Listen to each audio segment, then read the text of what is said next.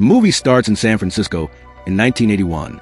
Chris Gardner, the main character, sells portable bone density scanners to make a living. Every day, he drops off his son Christopher at a cheap daycare in Chinatown. Outside, he notices profanity on the wall and tells the janitor to clean it. When is somebody going to clean this off? We talked about this. It's an I in happiness. It's no Y in happiness. It's an I. He also points out a spelling mistake in the daycare's motto, where happiness is spelled wrong. While waiting for a bus, a homeless man sees Chris holding the scanner and mistakes it for a time machine. Later, Chris goes to different hospitals, hoping to sell his device, but most think it's too expensive and unnecessary. He asks his wife, Linda, to pick up their son from daycare since he's busy, even though she's already working extra hours. Chris needs to sell at least 2 scanners a month to survive, but sales have been slow. Always in a rush, he parks right in front of hospitals, ignoring parking rules. Eventually, his car gets towed because he can't pay his tickets. That evening at dinner, Chris notices a Rubik's Cube, a new toy at the time. Linda asks if he has paid their taxes, but he admits he needs another extension. Frustrated, she leaves for work. After she's gone, Chris picks up the Rubik's Cube and struggles to solve it. The next day, while walking down the street, Chris sees a businessman in a red Ferrari.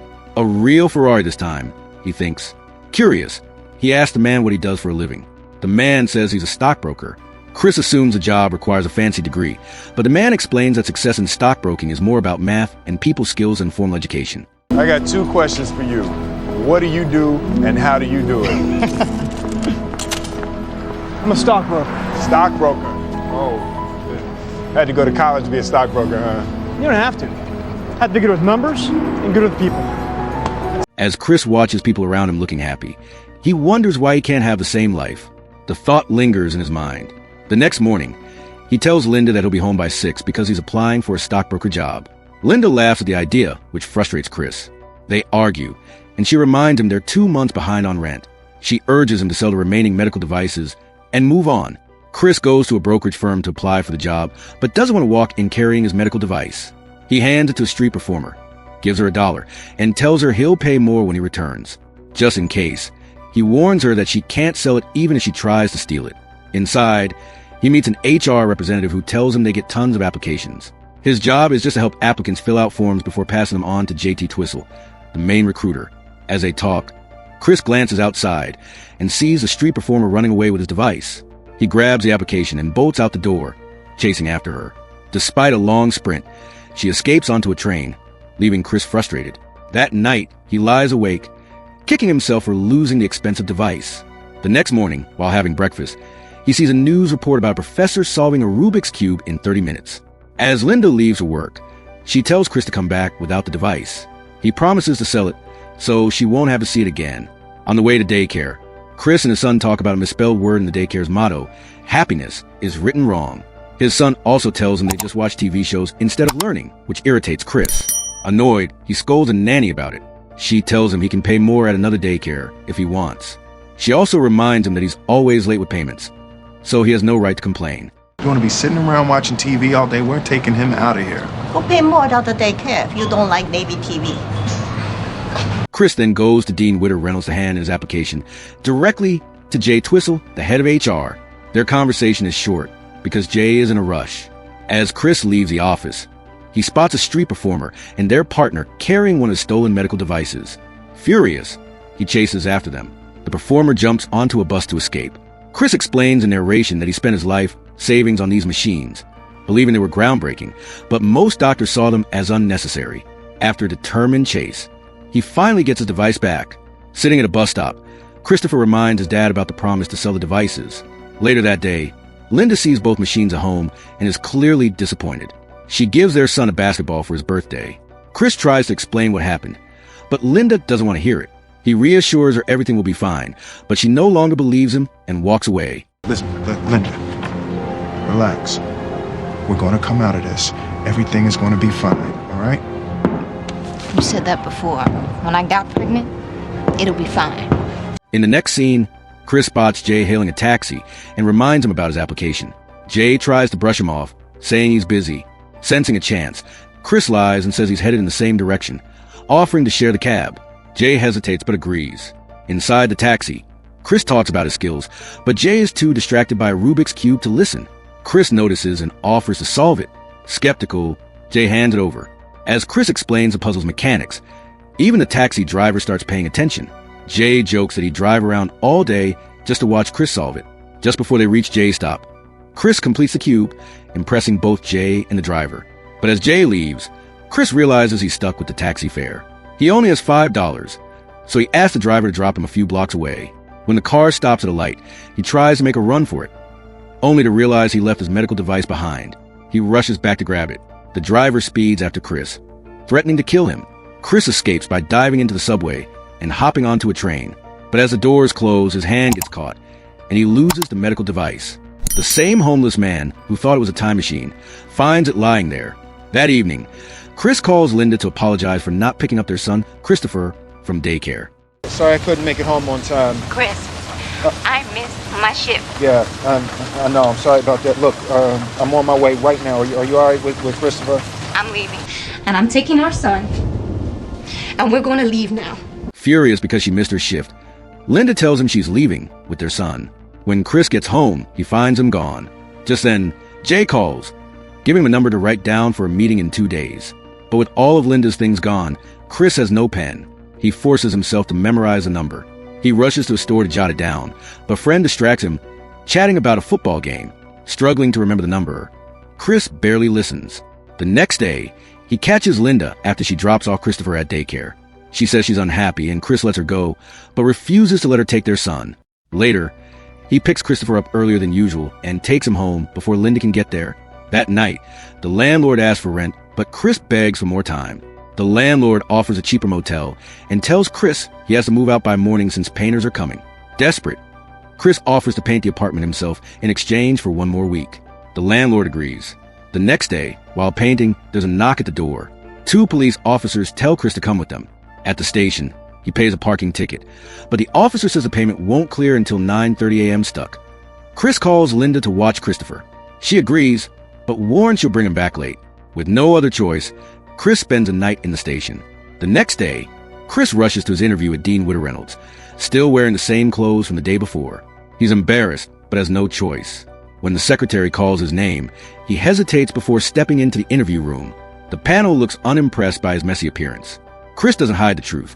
He was arrested the previous day for unpaid parking tickets. Despite this, he manages to impress them with his confidence and humor, even making them laugh. What were you doing before you were arrested? I was painting my apartment. Jay says you're pretty determined. Oh, he's been waiting outside the front of the building with some 40-pound gizmo for over a month. He said you're smart. After the interview, Jay congratulates him, but warns that the internship is unpaid for 6 months. Chris is unsure, no salary for half a year, and only one intern will get hired in the end. If he fails, the experience won't even count at another firm. His only backup? The few medical scanners he still has left to sell. Back home, Chris finishes painting the apartment before Linda and their son, Christopher, return. That night, Linda drops a bombshell. She's moving to New York for work. Chris agrees, but only if Christopher stays with him. Linda, tearful, leaves him for good.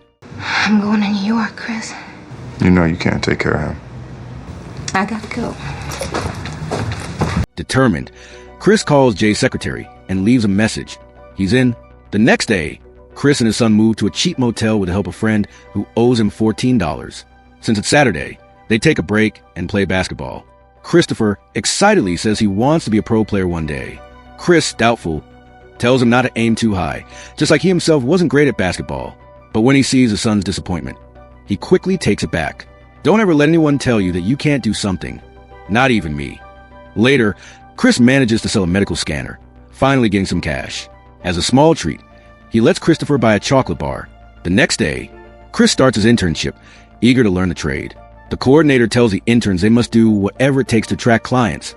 Take them to lunch, have breakfast with them, even babysit for them if needed.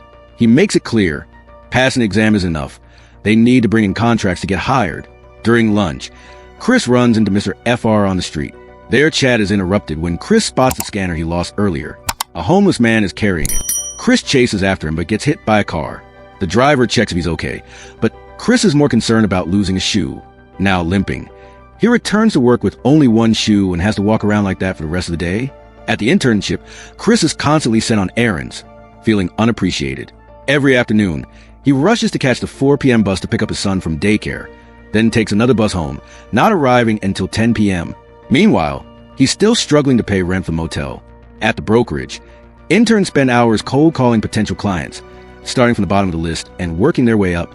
Chris, however, has only 6 hours instead of 9 since he has to pick up his son. To save time, he never hangs up between calls, saving a few extra minutes daily. He even stops drinking water to avoid bathroom breaks. Even with these sacrifices, after 2 months, he hasn't made much progress. Frustrated, he decides to skip the process and calls the CEO directly. To his shock, it works. He lands a meeting with Walter Ribbon. Just as he's about to leave, his boss tells him to move his car. Chris tries to explain about the meeting, but the boss insists. He wastes valuable time struggling with a jammed door and searching for parking. Stuck in traffic, he ends up missing his chance with Ribbon. On his way back, Chris finds a parking ticket on his windshield. That night at a diner, he writes a check to pay it. He asks his son Christopher to join him at a business meeting over the weekend. At first, Christopher refuses, but Chris convinces him by mentioning they might go to a football game, hoping that Mr. Ribbon will invite them. The next morning, as they head to Walter Ribbon's house, Christopher asks when they'll go to the game. Chris knocks on the door, thanks Mr. Ribbon for the previous opportunity, and pretends they were visiting a friend nearby. He also lies about having plans to attend the game, and his trick works. Mr. Ribbon invites them to his box seats.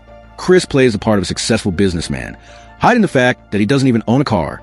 During the game, Mr. Ribbon admits he likes Chris, but makes it clear he won't accept his offer. Still, Chris and his son enjoy the game, and Chris takes a chance to network with Mr. Ribbon and his business associates. After 4 months, Chris finally sells all his scanners, giving him just enough money to survive his unpaid internship. But his progress is ruined when the IRS seizes his bank account for unpaid taxes, leaving him completely broke. Desperate, he asks a friend for money he's owed, but the friend insists the debt was settled when he gave Chris and his son a ride to the motel. Later that day, while watching his son play at playground, Chris spots the medical device he lost on the subway. He catches a homeless man carrying it and finally retrieves the scanner. However, the homeless man starts shouting that he needs the time machine to go back in time to see Jimi Hendrix burn his guitar.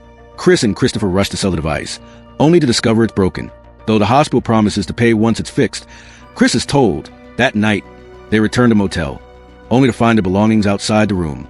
Chris tries to open the door, but discovers the lock has been changed. Exhausted, Christopher begins to cry, begging his father to let them in. Desperate for a place to stay, Chris seeks help from a friend who owes him money.